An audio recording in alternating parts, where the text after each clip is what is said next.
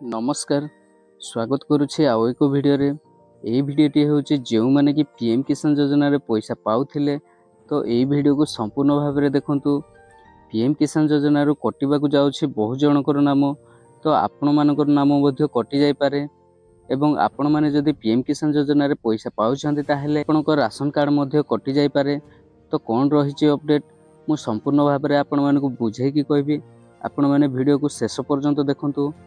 ता पूर्व वीडियो गोटे लाइक कर दियंतु।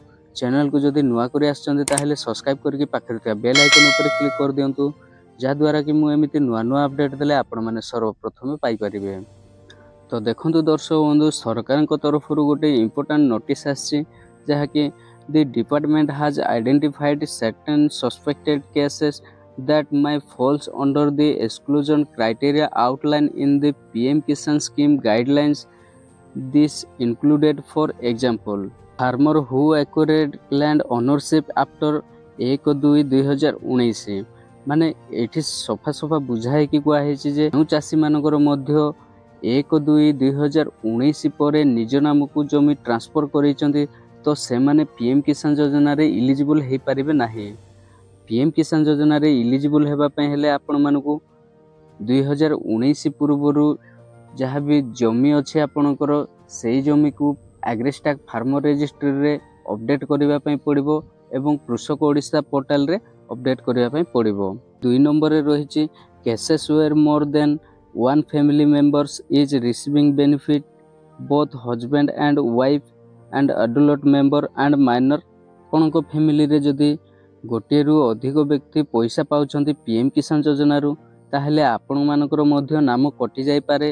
देखंतु एटी कुहा जायछि कि जे गोटे फैमिली रु जदी हस्बैंड एंड वाइफ जदी पाउथिबे किंबा अन्य फैमिली मेंबर जदी पाउथिबे ताहले समस्तंकर नाम कटि जिवो। पर देखंतु कुहा जायछि the benefit for such cases have been temporarily withheld till physical verification is completed.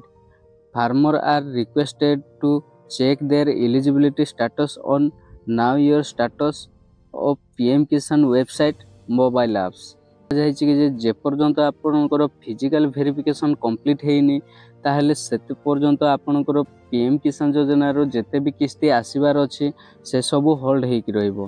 जदि आपण माने फिजिकल वेरिफिकेशन पर जदि इलिजिबल होउचंदी ताहले आपण मानको पुणी थरे पीएम किसान योजना रो पैसा मिलबा आरंभ हो जिवो। एठी फार्मर मानकु कुहा जायछि कि जे से मानकु पीएम किसान वेबसाइट को विजिट करिकि तांकर एलिजिबिलिटी स्टेटस टी को चेक करिवा पय। जदि तांकर एलिजिबिलिटी स्टेटस जगह रे जदि एभली शो करथिबो ताहले से मानकु आ पीएम किसान योजना रे पैसा मिलिबो नाही। देखंतु आपनकर स्टेटस चेक करला बेले जदि एभली किछि लेखा आसुथाय ताहले आपनकर मध्य पैसा आसीबो नाही। Your payment is temporarily stopped as you are under suspected case of both the current and previous landowner receiving PM Kisan benefit. This case is under verification. Kindly contact your nearest concerned department office for future assistance.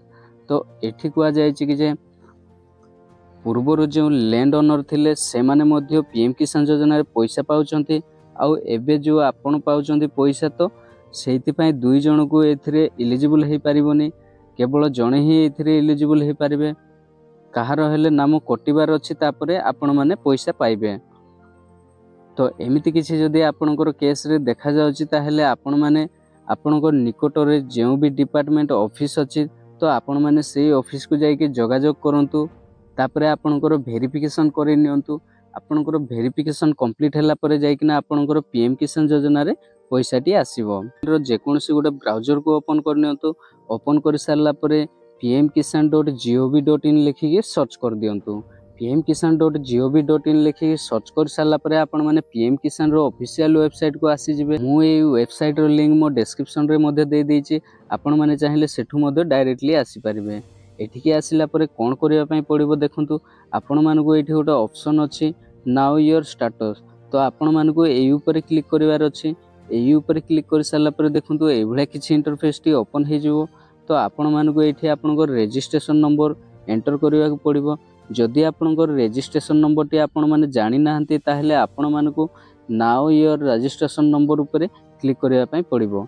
Now your registration number ऊपर click करके आपण माने registration number T को जानि परिबे।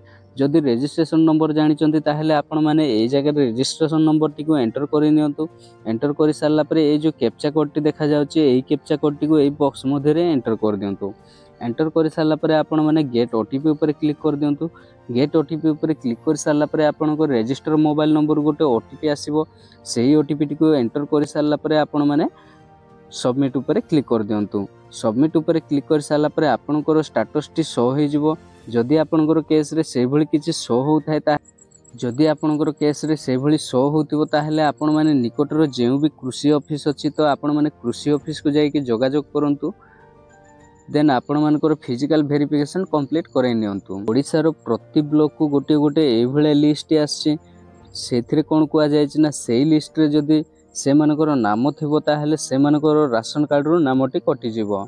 तो से list को हिसाब रे आसी मु कहि दोचे आपण मानको जेउ मानकर कि जमी 1 हेक्टर रु अधिक अछि बा 3 एकर रु अधिक जमी जेउ मानकर भी अछि से मानकर लिस्ट जारी हे कि आसी छि। तो जदि 3 एकर रु अधिक अछि आपण माने पीएम किसान योजना रे पैसा पाउछंती ताहले आपनकर राशन कार्ड रो नामटी कटि जिवो। तो 4 चकिया गाड़ी जहार अच्छी से मध्य लिस्ट रे नाम अच्छी से मध्य राशन कार्ड रू नाम कटि जिवो। एवं जो मानकर भी 2.5 लाख रु अधिक इनकम होची वर्ष को तो से मानकर मध्य राशन कार्ड रू नाम कटि जिवो। तो यही लिस्ट आपण माने केउ जगह रे पाई परिबे आपनकर ब्लॉक रो एमआई ऑफिस पाखु को जांतु। एमआई ऑफिस पाखरे यही लिस्ट उपलब्ध अछि। आपण माने थरे निहाती चेक करे नियंतु से जगह रे आपनकर नाम अछि कि नाही। जदि से जगह रे आपनकर नाम अछि ताहले आपण मानको उपयुक्त प्रमाण पत्र देके आपण मानको वेरिफिकेशन करबा पय पड़िबो। जे आपण माने ताहा करू नाहंती ताहले आगो को आपण माने पीएम किसान योजना रो मध्य बाद पड़िबे एवं राशन कार्ड रो मध्य आपनकर नाम काटि दिया जिवो।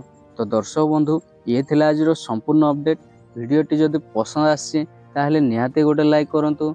चैनल को जदि सब्सक्राइब करनाती ताहले एबे ही सब्सक्राइब करके पाखरे थिबा बेल आइकन ऊपर दबाई की रखंतु जा द्वारा कि मु एमिति नुआ नुआ अपडेट देले आपण माने सर्वप्रथमे पाई परिबे।